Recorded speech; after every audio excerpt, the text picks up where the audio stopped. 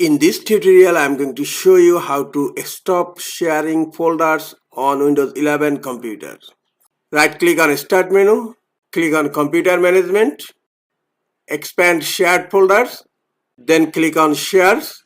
Here you will find all of your shared folders and files. Now I am going to share a folder from my desktop. Right click on the folder and click on Properties, click on Share tab.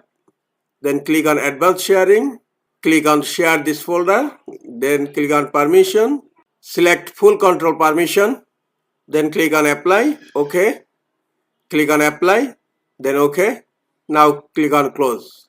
Now refresh and the folder is appeared here under share. To stop sharing, right click on the folder and click on stop sharing. Are you sure you wish to stop sharing? Click on yes and the folder is removed from this list. Close computer management. Now I'm going to show you another way to deny access to a network share.